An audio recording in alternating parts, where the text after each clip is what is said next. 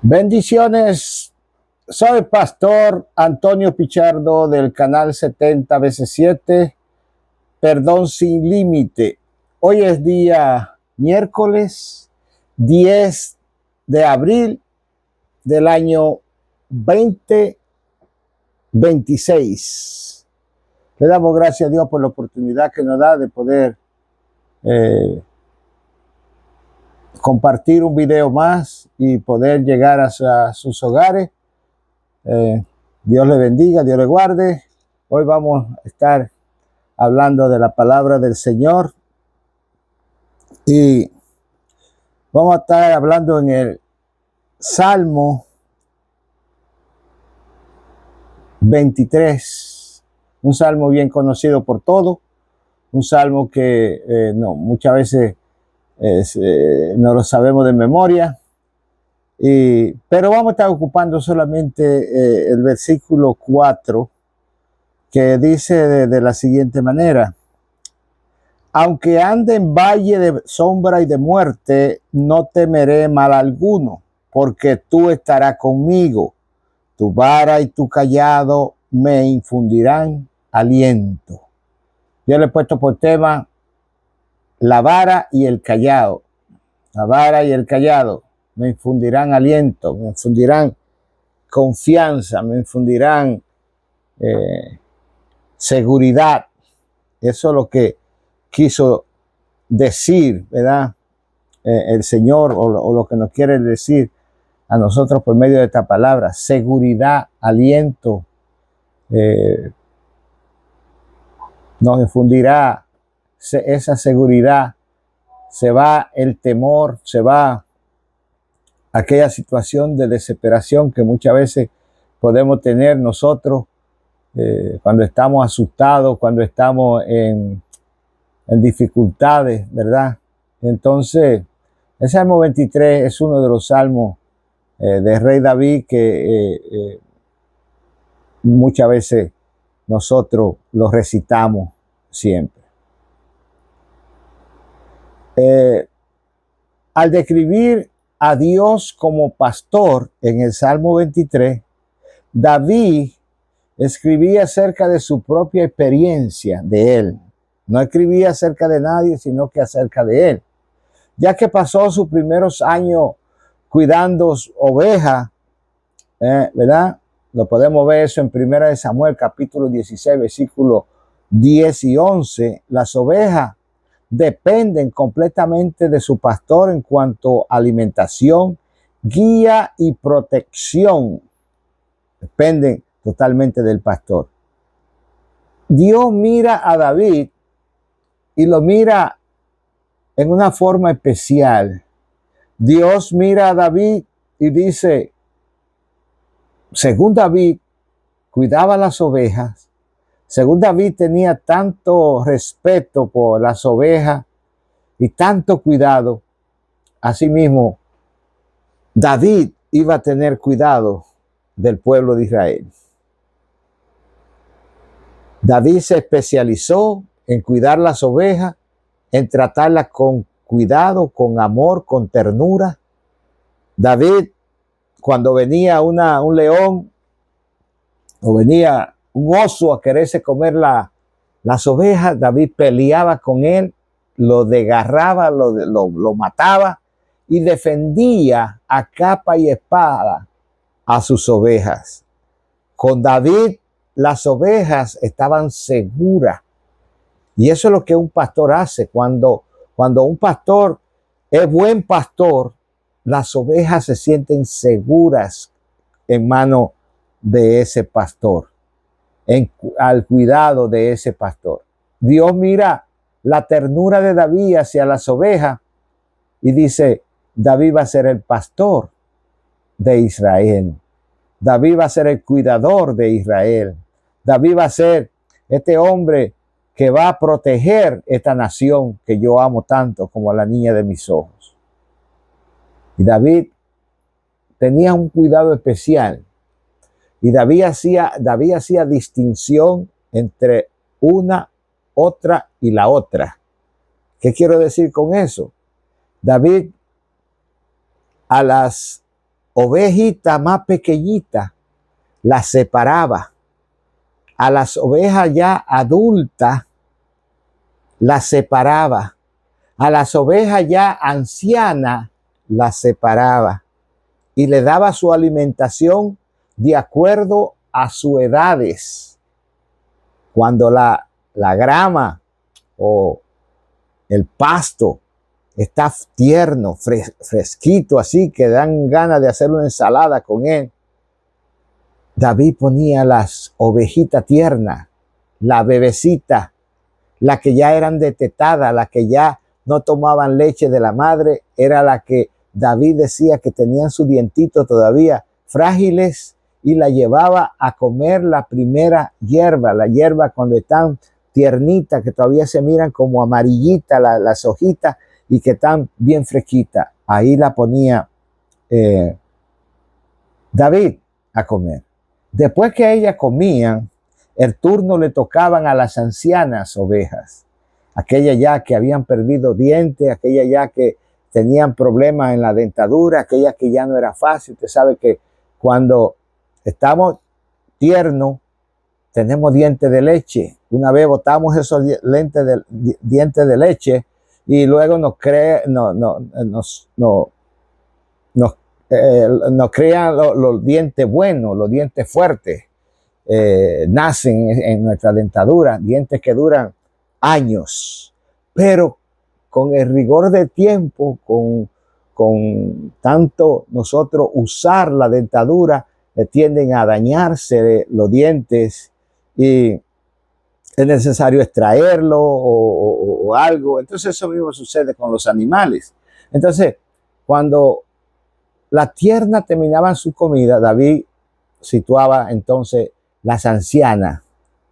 Luego de último ya traía a comer las ovejas ya que eran jóvenes, que tenían dentadura fuerte, que tenían dentadura ya no de leche, sino aquella dentadura que iba a durar años en su boca.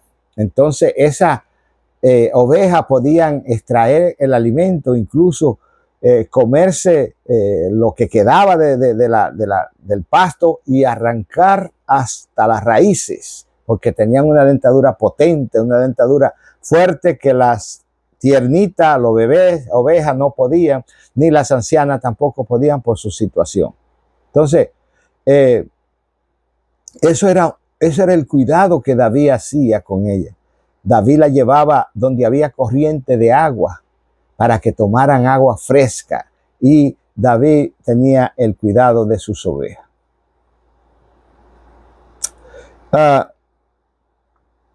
El pastor, el gran pastor de las ovejas. En el Nuevo Testamento llamamos a Jesús el buen pastor. En el capítulo 10 de San Juan, capítulo 11, el gran pastor de las ovejas, porque Jesús es un ejemplo palpable de lo que es un buen pastor y lo que Él quiere que sean los pastores. En Hebreos capítulo 13, versículo 20, y el príncipe de los pastores, que es Jesús, Él es el príncipe de los pastores. Y en Primera de Pedro capítulo 5, versículo 4, dice: de la misma manera que el Señor es el buen pastor, nosotros somos sus ovejas. Nosotros somos sus ovejas. No somos animales atemorizados y pasivos, sino seguidores obedientes y sabios que siguen al único y que puede guiarnos a los mejores lugares y por caminos seguros. Jesús.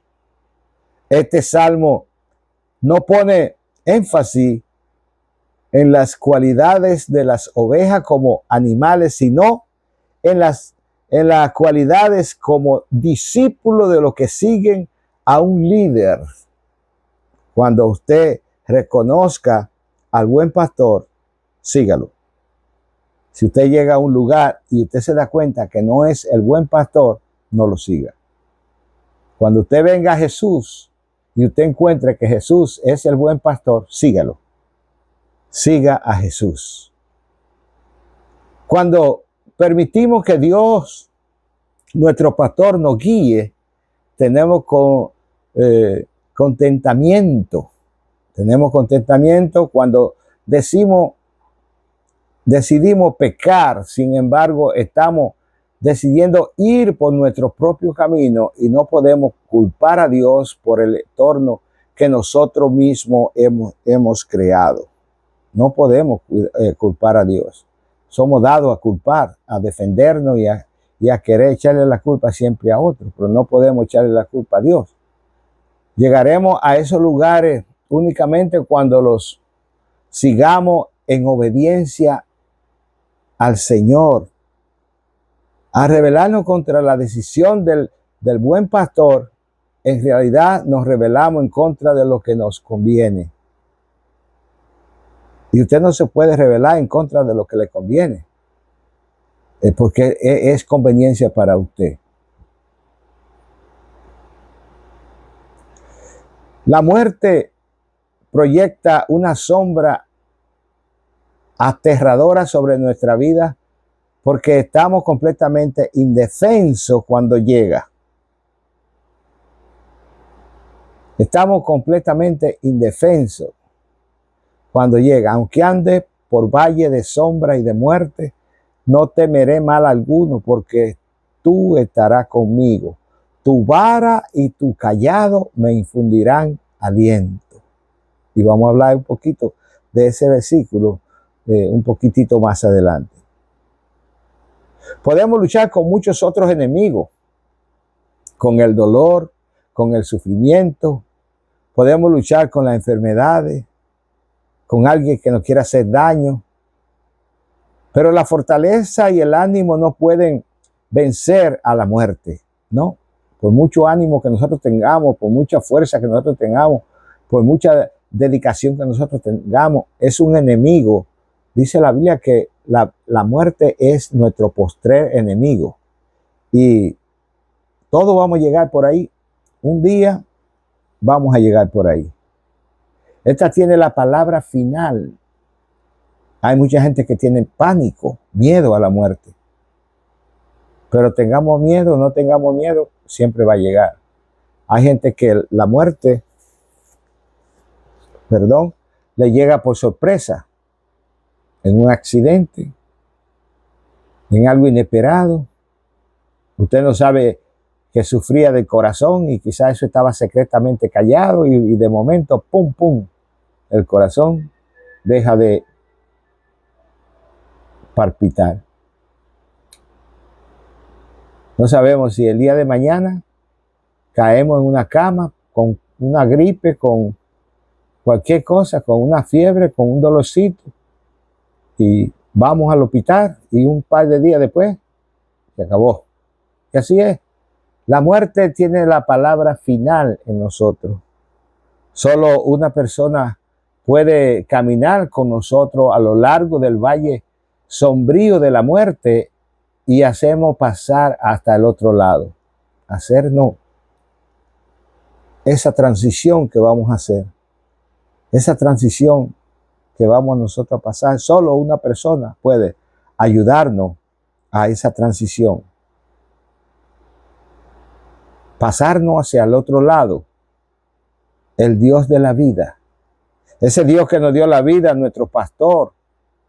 La vida es incierta y por eso debemos seguir ante este pastor que nos ofrece el lugar eterno.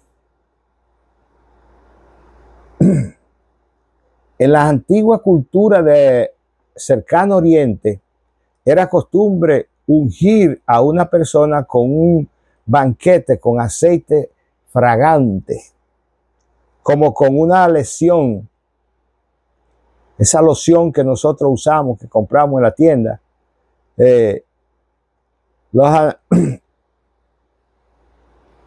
Los anfitriones debían proteger a sus invitados a toda costa. De un anfitrión, aun cuando estemos en medio de los enemigos. En la escena final de este salmo, vemos que los creyentes Morarán con Dios, Dios el perfecto pastor. Anfitrión promete guiarnos y protegernos en los largos de la vida para llevarnos a esa morada que va a ser una morada para siempre.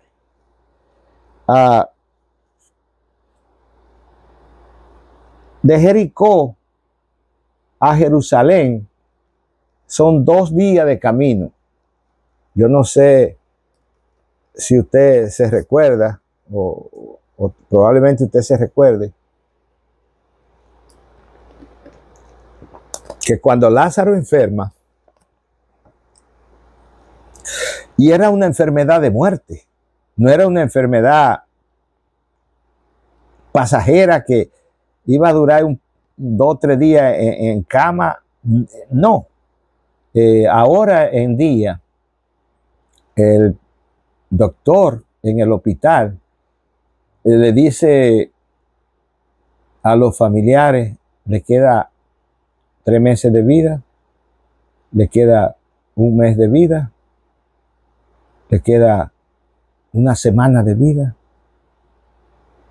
Ellos saben, ellos tienen los aparatos necesarios y tienen la capacidad, tienen la ciencia y tienen el conocimiento para saber ya cuánto tiempo le queda a una persona, cuánto tiempo ya va a quedar. Pero muchas veces las personas tienen conocimiento y saben muchas veces, especialmente nuestros mayores, saben muchas cosas que los jóvenes no saben. Yo recuerdo que yo viví con mi bisabuela hasta los 9 años. A los 9 años ella murió. Y ella sabía muchas cosas y me la estaba pasando a mí. Me la estaba enseñando a mí. Por ejemplo, ella se paraba y el sol le pegaba en la cabeza y la sombra de ella me decía, son las 12 del mediodía. Ella no tenía reloj, ni nunca usó un reloj. Yo creo que ni nunca supo lo que era un reloj. Pero ella me decía, son las 12 del mediodía. Son las 3 de la tarde. Me decía, Tonito, son las 6 de la tarde. Vamos a rezar el rosario. Y empezábamos a rezar el rosario. Ella decía una parte y me enseñó a que yo dijera otra parte. Ella me decía, Tonito, son las 4 de la tarde, vamos a bajar allá donde compadre Prince y la comadre Pola. Íbamos a buscar la leche, íbamos a cenar muchas veces allá donde Prince y Pola, que me recuerdo muy bien de ellos. Esta gente, le estoy hablando de unos 55, 56, 57 años por el estilo, con mi bisabuela. Pero le estoy hablando de las hermanas de Lázaro, María y Marta, hace 2026 años.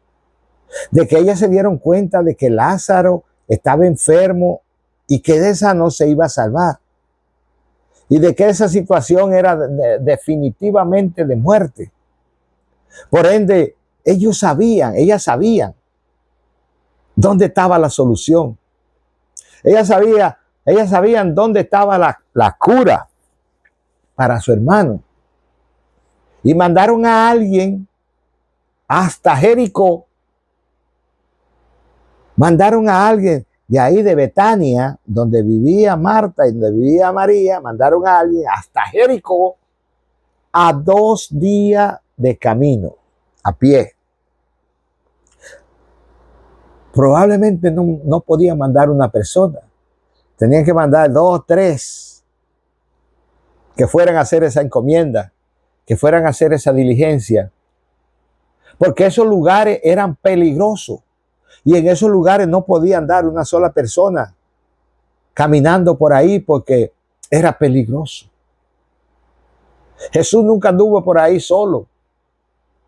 Siempre iban sus 12 con él y cuidado sin más gente. caminando con él.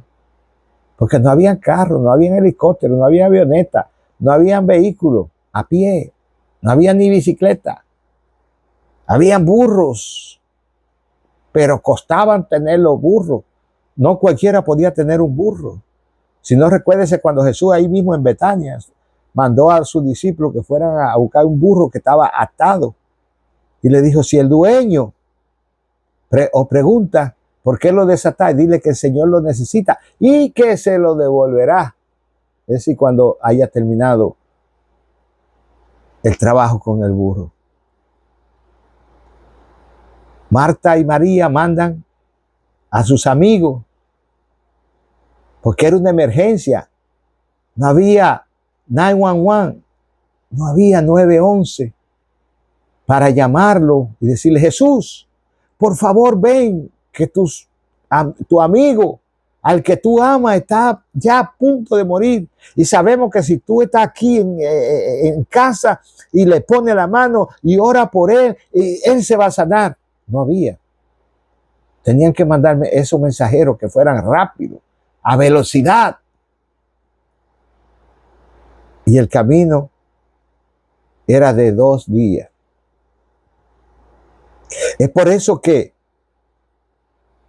cuando Jesús le llega el mensajero o los mensajeros, Jesús se queda todavía 2 días más. Se quedó en Jericó. Y lo único que le dijo fue, Lázaro duerme. Y vamos a ir para despertarlo, dijo el Señor, a los que estaban con él. Y se queda 2 días. Lázaro muere cuando Jesús dice eso. Al llegar los mensajeros a Jesús, que duraron 2 días, Lázaro muere. Lleva 2 días de muerto. Y Jesús dice, nos vamos a quedar 2 días más, o Jesús se queda 2 días más en Jericó. O sea, 4 días de muerto. A los 4 días de muerto, ya la persona se empieza a decomponer. Ya sale el mal olor si está en un lugar descubierto.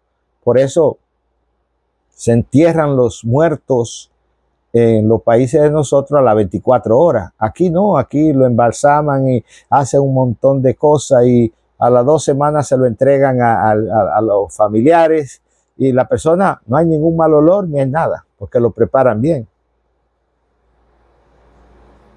Pero Lázaro ya salía mal olor. Porque cuando Jesús llega, la hermana de Lázaro dice, ya no, ¿para qué? Ya hiede. Ya está podrido. Jesús quería eso.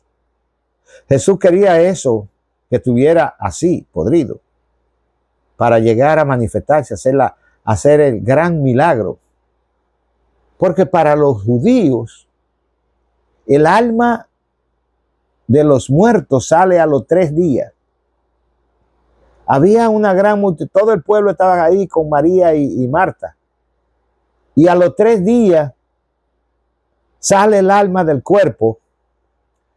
Quiere decir que si Jesús llegaba antes de esos 3 días, todos los que estaban ahí iban a decir, no, el alma estaba ahí todavía, lo que pasa fue que despertó, revivió. No iban a aceptar el milagro de Jesús. No iban a aceptar que fue un milagro de Jesús, que Jesús no lo resucitó, sino que lo trajo a la vida. Porque hubieron muchos, y muchas veces decimos, resucitó. No, ellos fueron regresados a la vida de nuevo, pero no resucitados. Porque uno que resucita no muere jamás. El único en esta tierra que ha resucitado se llama Jesús. Los otros fueron restaurados a la vida. Todo lo que Jesús restauró a la vida, como Lázaro, como la hija de Lázaro, de Jairo, como el hijo de la viuda de Naín, como el hijo de la viuda de Sereta por medio de Elías. Toda esa gente fueron restaurados a la vida, no hubo ninguna, no fueron, ellos tuvieron el mismo privilegio que Jesús, restaurado a la vida. Esa es la palabra clave. Jesús espera los 2 días ya, llega a los 4 días, ya estaba que salía el mal olor, pero con todo y eso, la gente estaba ahí esperando a ver qué, curioseando, y Jesús lo llama con voz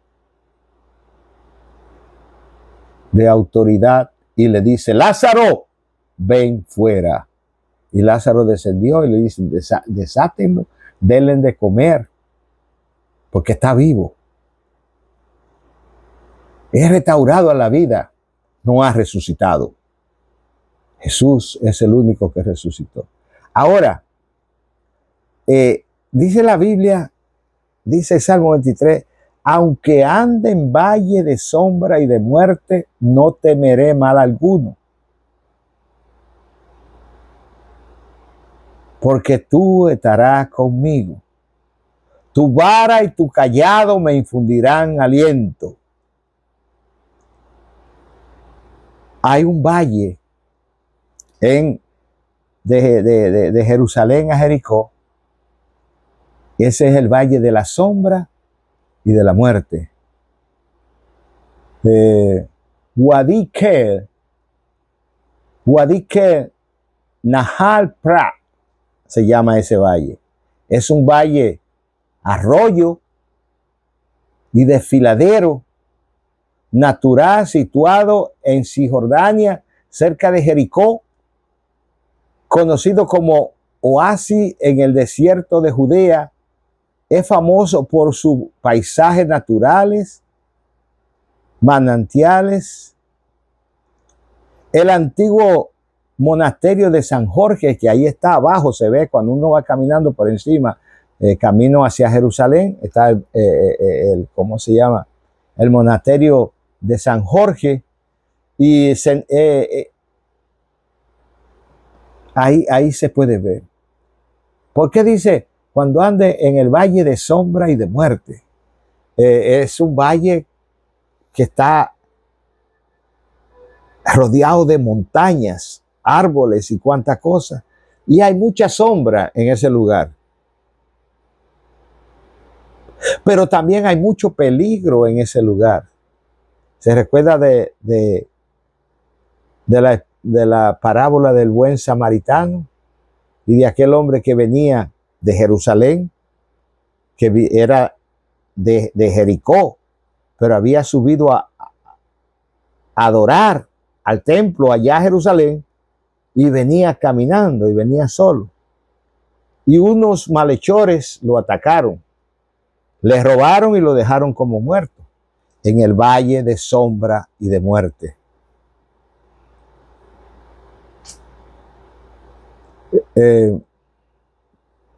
Este valle, Wadi, se origina cerca de Jerusalén y desemboca en el río Jordán. Es un desfiladero impresionante con agua corriente durante todo el año, lo cual es inusual en la región. Sinónimo del nombre, se le conoce también como Nahal Pra en hebreo, y a veces se describe como Wadi Kel en hebreo. Este lugar incluye la reserva natural de Elim Pra, con piscinas naturales para bañarse y antiguo acueducto que daban del periodo amoneo. Se cree que es el lugar donde el profeta Elías se escondió de Jezabel y se asocia con la parábola del buen samaritano destacada y destaca el monasterio de San Jorge o de Farán, incrustado en el acantilado. Ese monasterio está incrustado en la roca, sí. Claro, la fachada se mira, pero es más lo que hay para adentro del monasterio ese de San Jorge. Ese valle de sombra y de muerte no era un cuento que David se había inventado para escribir el Salmo 23. No era algo que, como el cuento de Caperucita Roja o alguna leyenda que nosotros escuchamos muchas veces y que muchas veces hasta parecen ciertas, pero en sí no son más que una leyenda. Ese valle de sombra y de muerte existió, existe y existirá por mucho tiempo. Hoy día los turistas, los peregrinos que van a Jerusalén o que vamos a Jerusalén, podemos caminar ese valle si lo preferimos. Claro que tenemos que ir con mucho tiempo.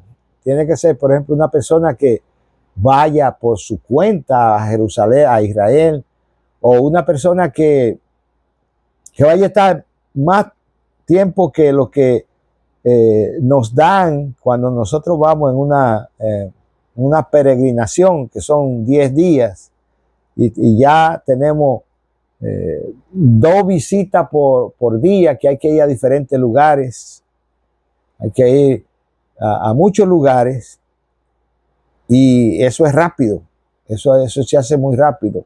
De un lugar a otro, un autobús, subimos, nos fuimos, llegamos, vimos lo que había que ver, seguimos para el otro lugar. Son 2 días de camino. Y se puede hacer en vehículo, pero lo lindo sería hacerlo a pie, caminar por aquellos lugares a pie para vivir la experiencia que se vivía en tiempo de antes. Hoy no es peligroso como el tiempo de antes, donde lo asaltaban, donde hacían cuantas cosas, donde les robaban. Hoy no es así, pero de que el valle está. Se pueden ver las 2 montañas así que cubren el sol y se puede ver la sombra abajo. Dice David, aunque ande en valle de sombra y de muerte, no temeré mal alguno, porque tú estás conmigo. Tu vara y tu cayado me infundirán aliento. Si el pastor de las ovejas va con nosotros y lleva el cayado y lleva la vara, pues estamos seguros, porque con el cayado el pastor va a matar la serpiente, los enemigos que quieren hacernos daño, y con la vara lo va a fuetear, le va a pegar duro y se van a ir. Sería muy lindo poder recorrer todos aquellos lugares. Yo le pido a Dios, si es posible, un día poder vivir por lo menos 6 meses a 1 año en Israel, para andar todos aquellos lugares nuevamente, andar todos aquellos lugares donde hay una historia que conocer, que vivir. No conocer, porque ya hay muchas historias que las conocemos por medio de la palabra, pero una historia que hay que vivirla, que hay que vivir esa historia. Uno cuando va a Israel no va como turista, nosotros vamos a sentir, a vivir la realidad. Después que, si usted no ha ido a Israel, después que usted vaya a Israel, trate de ir, aunque sea una vez en la vida, trate de ir, porque después que usted va a Israel, después que usted llega a Tierra Santa y usted pasa aquellos días allá, usted no lee la Biblia de la misma forma que la leía, más nunca. Empieza a leer la Biblia diferente. Cuando usted está leyendo y dice, ahí he estado en ese lugar. Cuando la Biblia habla de algún lugar bíblico, usted dice, ahí he estado, conozco el lugar, ya sé la historia vivida en ese lugar. El valle de sombra y de muerte, ahí está esperándonos a todos nosotros para que un día podamos visitarlo. Si usted no lo ha visitado, trate de ir. Hasta aquí el video. Dios me lo bendiga, Dios me lo guarde. Espero que podamos aprender algo, aunque sea una sola palabrita.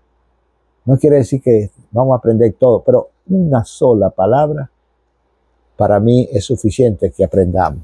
Yo aprendo, usted aprende. Si el Espíritu Santo me da a mí, para que yo le dé a usted. Espero en Dios de que así sea. Dios le bendiga, Dios le guarde. Nos miramos en un próximo video. Bendiciones para ustedes. Siempre abrazo de parte de mi familia para ustedes. Dios me lo bendiga, Dios me lo guarde. Hasta pronto.